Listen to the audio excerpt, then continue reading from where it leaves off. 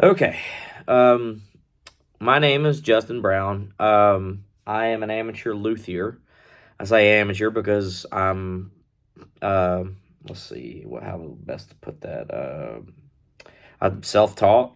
I've never been to a school, never worked for a company, but I do build. Um, Here's one of my builds that isn't finished for reference. Thick flame maple top. Uh, you know, the neck isn't held on by anything right now. See? So I know how to build and I know about guitars. And I'm making this because I ordered a Schecter KM-6 Mark III Legacy from Sweetwater. And if you've looked up this guitar, if you're interested in it, this is a $2,000 guitar before taxes. After taxes, it was like 2,046, whatever. Um, this guitar is garbage for this price point. Honestly, it's kind of unplayable at any price point. And I'm gonna go through the things that I found about it when I got it in. I'm still pretty pissed off about it because it was very expensive. Now I have to send it back to Sweetwater, and I was excited about it because yeah. Okay, let's see here. All right, here's the guitar. At first glance, when you get it, it feels really, really good. The neck is really thin. The fret edges are really rounded over like they're supposed to. I mean, that cutaway is just phenomenal. It feels great. But then, you start really kind of analyzing the guitar and you start seeing quality control problems. And, being a builder, I'm really particular about this crap. And, if I buy a guitar for $2,000, I don't expect it to be exactly what I want, but, I expect certain things from it. When back in the day when you'd spend $800 for a Schecter C1 Hellraiser, those guitars were sweet. I mean, no complaints about those whatsoever. If this is a sign of Schecter's quality control these days, they have gone drastically downhill. And I mean, this is South Korea, just like it seems like most of them have always been made. USA Schecters are some of the most phenomenal guitars out there. So no problems about those. But let's start with the finish problems. Okay, it's a satin finish. You may not be able to see, but yeah, there's a little bit of a blemish right there, and I don't even know what it is. It looks like a little bit of router tear out that they just kind of glued and sanded and tried to clean it up. So that sucks. They're just various in the carve here in the heel. There are various dents and texture things. It's like they didn't completely sand it smooth before they finished it. They just started caking finish on it, which is awful. Let's see here. Yeah, on the back of the horn here, there's a lot. Yeah, I can see a lot of wood texture. So they didn't seal this wood worth a damn. I mean, this is not a smooth finish at all. This is just really splotchy and garbage. Okay, now we get to a couple of other problems. The hip shot bridge, it seems like they slightly recessed it, or so I thought at first. But what they actually did was they recessed and then put like a metal plate up under it. And when I got to looking at it and doing some measurements, I don't know if you can see, but the bridge is actually mounted crooked. And that's not good, man. I mean, I've built guitars that are way nicer than this. And if I drilled those holes crooked and the bridge wasn't going to be straight, I scrapped the guitar. I don't care how much it cost me. You don't put some shit out like this. That you can't fix that. If you don't mount a hip shot bridge straight, the guitar body is ruined. There's nothing you can do about it.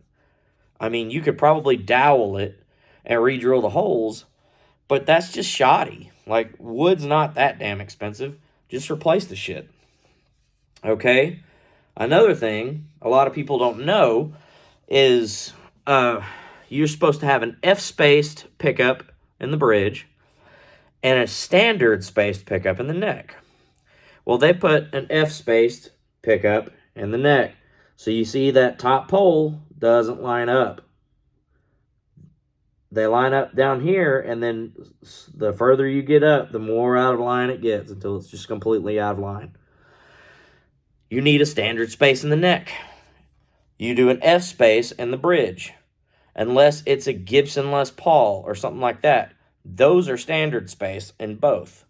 But you never, ever, under any circumstance, put an F-spaced pickup in the neck. So that irritated me. It's got the Ernie Ball compensated nut. These are great nuts. I've owned Ernie Ball guitars. They're fantastic nuts. I prefer bone or mammoth ivory. But, you know, for just a standard synthetic nut, you can't really beat these Ernie Ball compensated. Well, the nut isn't really the problem. It's how they cut the nut. Like, there's plastic sticking out of this. Like, it's grabbing hold of the strings, which defeats the purpose of a graphite nut. It's self-lubricating. It's got Teflon in it. So, yeah, this thing's grabbing hold of the strings when I tune worse than a bone nut that it wasn't cut properly. So that is absolute garbage. And then another thing, this has Lundgren M6s in it. I'm familiar with these pickups. They sound phenomenal. When I plugged this guitar in, it sounded like ass. And with all of these shittier made guitars, I usually go for the control pots. Usually on 2000 guitar and up, you want to see a pot made by Alpha, DiMarzio, CTS, companies like that. They make quality pots. This is made in Korea, Jinsung. Most likely 500K, so it's at least a proper impedance, or whatever you would call that. But they put a little resistor. Now, when I do a single volume guitar, I bridge these two poles with just a wire. That gets you the most direct signal from the pickup to the amp. When you put this little resistor in here, that basically throttles the pickup. So it kind of sounds like it's got a tone knob that you just turn down a hair.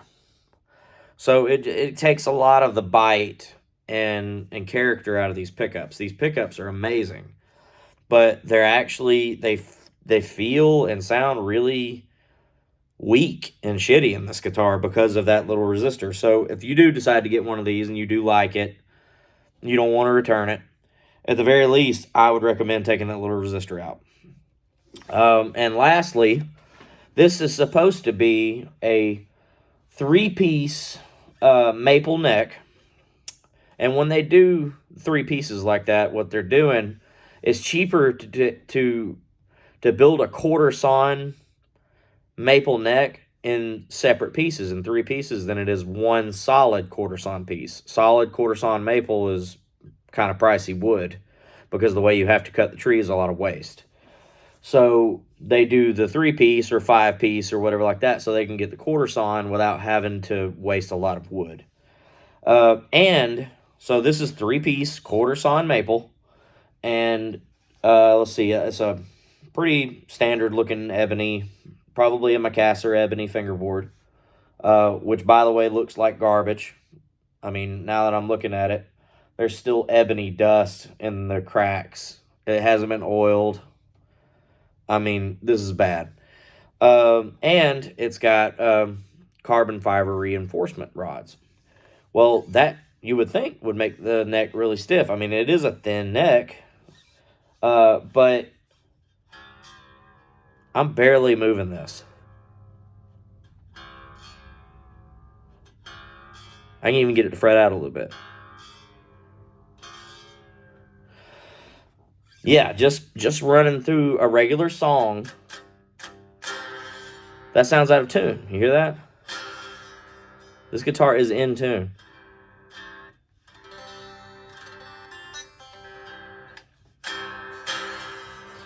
the neck is so loosey-goosey. It's so easily moved. And these are Ernie Ball regular 10s tuned to drop C. So there's not a lot of tension on this. And just picking it hard is enough to flex the neck and knock the open note out of tune. Like, and when you move it, I mean, you're going to be moving around on stage with this guitar. And you really can't put any pressure backwards or forwards on this neck without tuning, without adjusting the pitch of the string. I mean, for $2,000, this is literal trash. I mean, the only thing I can say good is hip shot. Those are very good bridges, yeah. Lundgren M6s, except that one's F-spaced. You know, if it wasn't for that, I wouldn't have a problem with the pickups. But, I mean, yeah. I do not recommend you buy this guitar. I don't know about the other KM models, the older ones and all that. I imagine the USA KM-3 or KM-6 Model 3 or Mark 3 is a phenomenal guitar because it's made in USA. Those guys just take more pride in their work.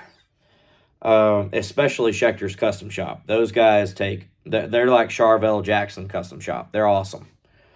But this South Korea KM-6 Mark III Legacy specifically, this is the one I have experience with. I can't say anything about the others.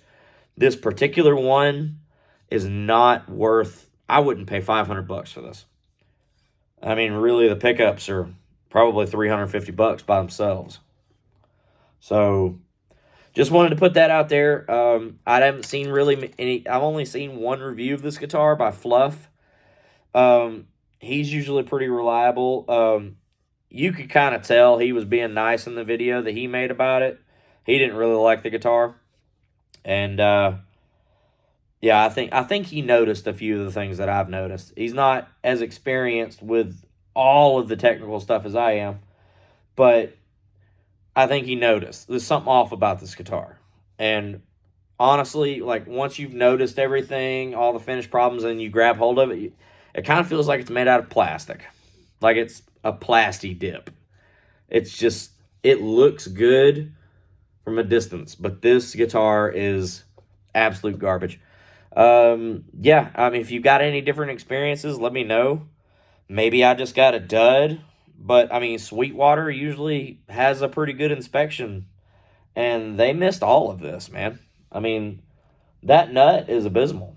And they missed that. They missed all of these little blemishes. They missed the fact that the bridge is not mounted straight. Like, I've never had that problem with Sweetwater, but I have to ship this back tomorrow. So, anyway, yeah, I hope this helps, everybody. I would plug it in, but you can't play the damn thing without it sounding out of tune. So, have a good one.